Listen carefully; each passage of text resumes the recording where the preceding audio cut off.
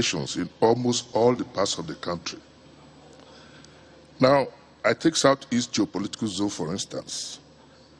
Can you tell Nigerians what you intend to do differently, which possibly is not being done now to stem the tide?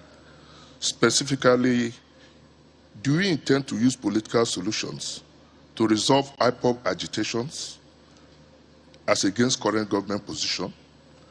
Related to these activities are the activities of unknown gunmen who have been wreaking havoc in the zone. If you intend to use political solutions of IPOB, how do you sieve the wheat from the chaff? That is addressing the political solutions of IPOB and at the same time isolating and identifying the unknown gunmen for appropriate action to stabilize the region. Then question 2 is that... Just pause on that. Okay. I like, so that we don't muddle up it's a very critical question, which I like. A lot of Nigerians who want to know what solutions you have towards that. I believe you listened to the question. Like he said, every geopolitical zone has its own peculiar security challenge. He brought out the IPOD issue in the Southeast. The IPOD issue in the Southeast is basically, as far as my understanding is concerned, is about the realization of Biafra. Is it possible for Biafra to be realized today? How? By negotiations or by going through another civil war, which we can't afford to?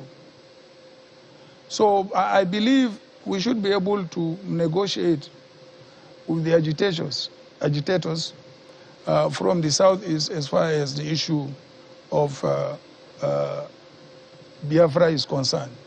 We believe what they need is more autonomy as far as their sub-region is concerned.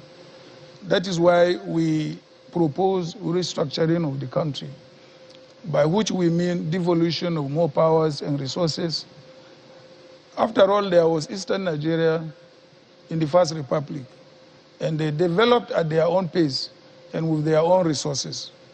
So I see no reason why a middle-of-the-road solution, in other words, restructuring, devolution of more powers and resources, should not be a solution to their various agitations. The agitations are in different perspectives, to my understanding. One of it is political. And political has the sense of how does the Southeast, participate in power sharing in the country. And we are in a democratic society. There is no one single geopolitical, zone in this country that on its own can achieve political power without crossing the Niger or being in alliance with other geopolitical zones. I think this is what they should begin to think. Okay, how do they partner with other parts of the country to secure political power, for their own interests or to protect their own interests? I think these are the way to go as far as the agitations for IPOD is concerned. I don't know whether my...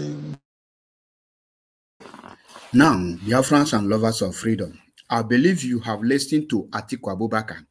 He talked like a human being. He talked like somebody who acknowledge and know that political solution is the solution to all the crises that is wreaking havoc on Nigeria. But there is one thing I must tell you. All this sweet word you hear here now, all these things are political word. Once any of them step in and become the president, everything they say here will be trash. They will throw it in the bin and they will forget about it. So don't take their word for anything meaningful. If he talk about restructuring, is it not the same people that make the restructure to fail? What impact have they played to restructure Nigeria? Listen, all these things are political statements. These are the way they used to deceive our people. And the person who is more foolish among these people is Ifeanyi Okowa. He don't even know that he is part of the Biafra.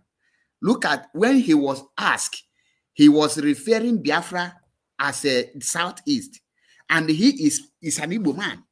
Now, when Atiku will come, he will tell that he picked him to represent Ndibo, and he is talking rubbish. Before I say further, or let us listen to the rubbish he just said, so that you will understand it. And after he say everything here, you will understand that even all these people are criminals. If he believes in political solution, he should start now.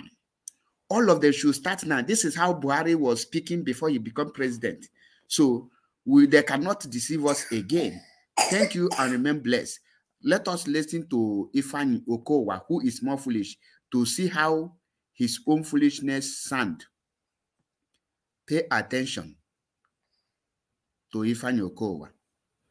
Strategic engagement is very important, but the principle also of being inclusive in governance is very important. Because I know that the Southeast have continued to also agitate as a result of the fact that they don't feel included.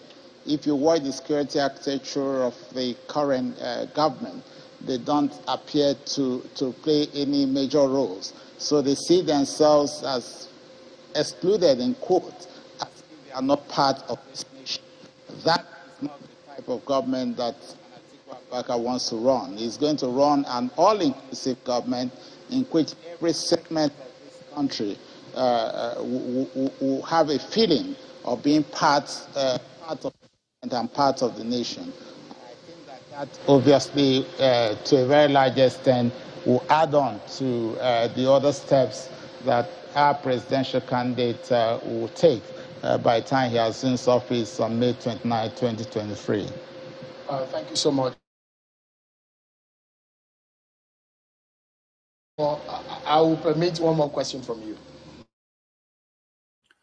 Do you see how he insulated himself out of the issue of Biafra, Ifeanyi Okowa?